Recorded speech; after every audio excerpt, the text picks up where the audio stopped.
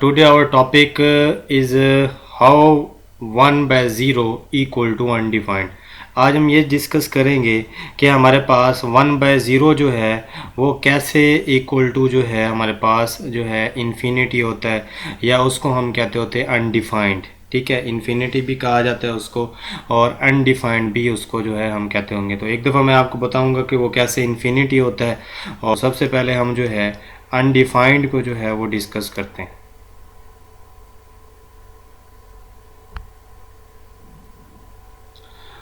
तो ए में हम ये देखते हैं कि हमारे पास हम ये एक एग्ज़ाम्पल लेते हैं. हमारी एग्ज़ाम्पल ये है कि हम डिवाइड करवाते हुए 2 जो है अगर 10 से उसको मल्टीप्लाई करें तो हमारे पास आंसर 0 आता है. मीन कि जब हम 2 को 10 से मल्टीप्लाई करवाते हैं तो आपका जो है वो 20 भी आपके पास आ जाता होता है जो यहाँ पे मौजूद है.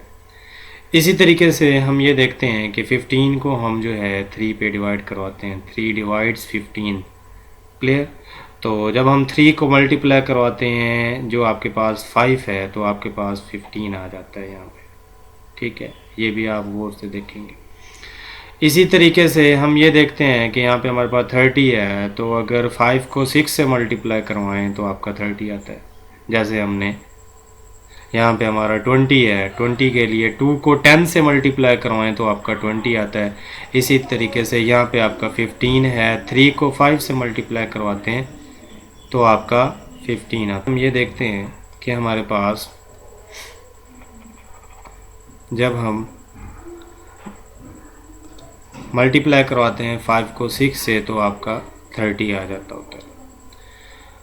अब हमारा क्वेश्चन ये है कि जब हम 20 को डिवाइड करवाते हैं 0 पे तो ऐसा यहाँ पे कौन सा नंबर हो जिसको हम मल्टीप्लाई करवाएं तो यहाँ पे कोई नंबर हो. आप जिस नंबर से भी मल्टीप्लाई करवाते हैं, ठीक है, तो मिसाल के तौर पे मैं यहाँ पे करवाता हूँ for example 0 multiply 10 equal to 0.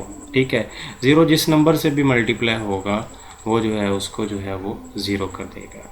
इसी तरीके से अब हम 1 को डिवाइड करवाते हैं. हमारा टारगेट था कि 1 बाय 0 जो है हमारे पास वो इक्वल टू अनडिफाइंड है. तो ये जब हम करवाते हैं तो अब हमारे पास यहाँ पे कुछ भी ऐसा नंबर नहीं है जिसको जो है हम देखें कि उसको यहाँ पे पुट करें तो हमारे पास जो है यहाँ पे हम लिखें उसे मल्टीप्लाई करवाएं और यहाँ से वो कटे तो हमारे पास ये आता है. तो ये प्रूव हो गया कि 1 बाय 0 इज़ अनडिफाइंड. यही हम जो है शो करवाना चाह रहे थे.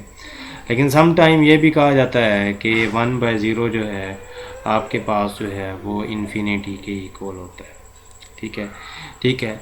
और ये जो एक्सप्रेशन है समथिंग ओवर ज़ीरो जो है, इसके लिए इस एक्सप्रेशन को इस तरह से भी रीड आउट किया जाता है कि समथिंग ओवर, आप इस तरह से भी याद रख सकते हैं, समथिंग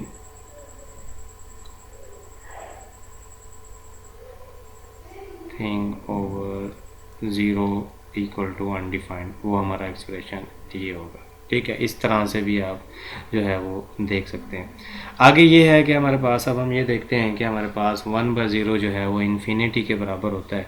तो उसके लिए हम ये एग्जांपल लेते हैं कि हमारे पास ये देखें वी डिफाइंड एज, देखिए 1 बाय 0.2 है. ठीक है, इसको जब हम यहाँ से क्रॉस करेंगे ऊपर आपका 10 आएगा. 10 को 2 से डिवाइड करेंगे. एक थोड़ा सा मैं इसका आपको बता देता हूँ कि हमारे पास है 1 बाय 0.2.